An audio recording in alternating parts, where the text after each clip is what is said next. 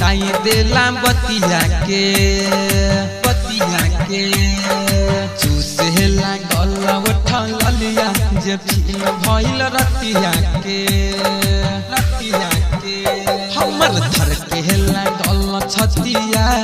बुताई देला बतिया के चूसे लागल उठल लिया जे फील भइल रतिया के सिहरे बदन मोहरा टूटे अंग अंग सिहरे बदन मोहरा टूटे अंग अंग हमर धर के लागल छतिया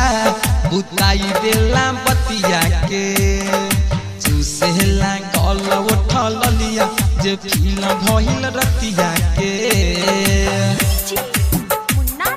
बतिया के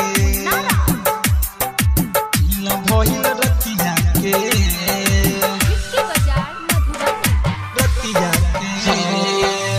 चोली के पीना तोरा दिहल है बलमुआ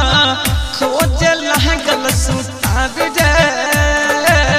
कारी कारी अखिया से निंदिया उड़ही रे दिहल न थुनिया उतार रे पहलंग के ऊपर दिहले सुताई रात भर के तनो चिल्लाई माई माई हमर धर के लागल छतिया बुताई देला बतिया के चूसे लागल उठल लिया जे फील भइल रतिया के बतिया के फील भइल रतिया के रतिया के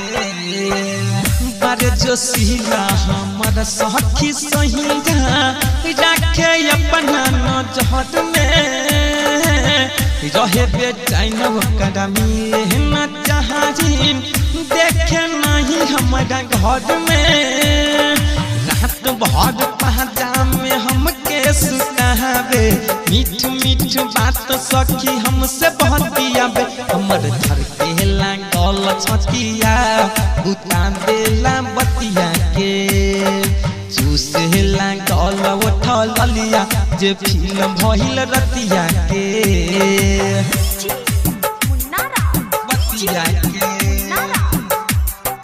फील भइल रतिया के रतिया के नया नया शादी के दिहल हेला साधु पहले बिछवना के नास हो राहितर पंकज के सखिया छुअले फूले लगे हमर सांस हो जन राजेश देवर घर नहीं बहावे करा से कही दबाही सखी लाबे हमर धर के लागल छतिया बुताई देला बतिया के चूसे लागल उठल लिया जे फील भइल रतिया के recording by Virat studio Madna बाजार।